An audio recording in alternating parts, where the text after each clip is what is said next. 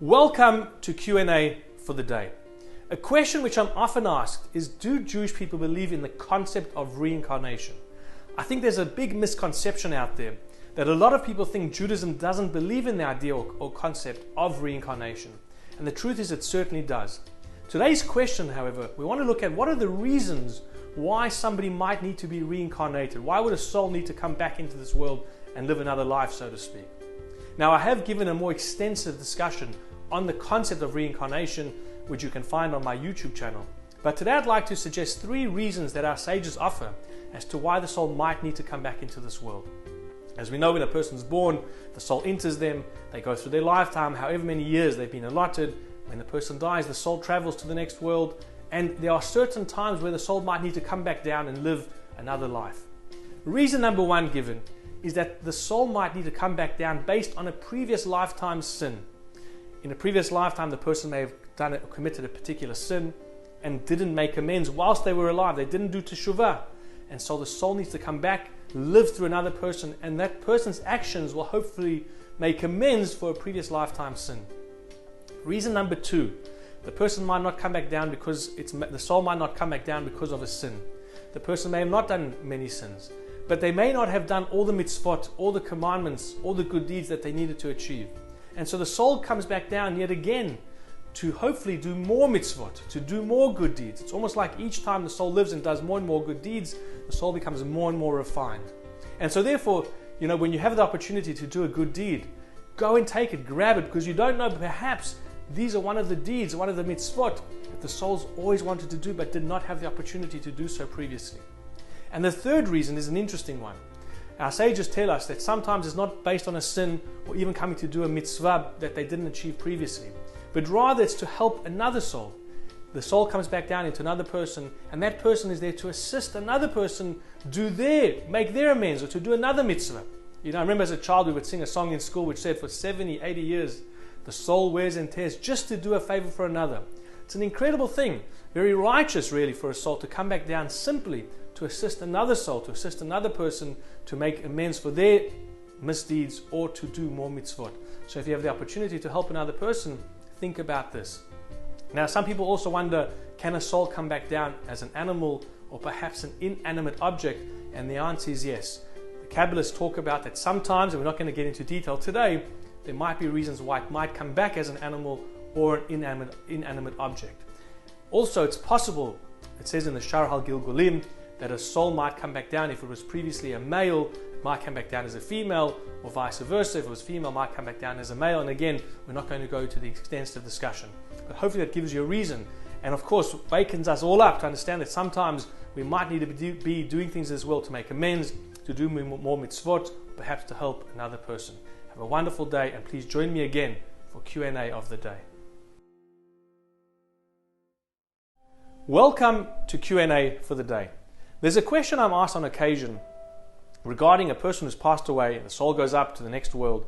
And people wonder, does the soul have an awareness of what's going on in this world? Does it still have an awareness of what's happening with its family, with its loved ones, with its community? And today I'd like to address this question. Now, fascinatingly, the Talmud does discuss this question, and there's many stories which seem to prove that there is an awareness, and then the Talmud goes on to sort of disprove and say, no, we can't take that as a proof. There's very fascinating stories that discuss particular incidents. There's one which a little bit spooky, to be honest, about a man who was kicked out of his house and he goes to sleep in the cemetery. And it says there that he seems to hear the souls of 2 young women discussing what was occurring in the world at the time. And the Talmud goes on to say that that wasn't a conclusive proof that souls are aware of what's happening in this world. Perhaps someone had just died and had informed them and so on. So again, it seems to be that the Talmud brings strong proofs for and strong proofs against. About 1200 years later, the famous 18th century scholar of Ernest von Apeshitz discusses this question. And he says that perhaps it really depends on how the person lived their lives.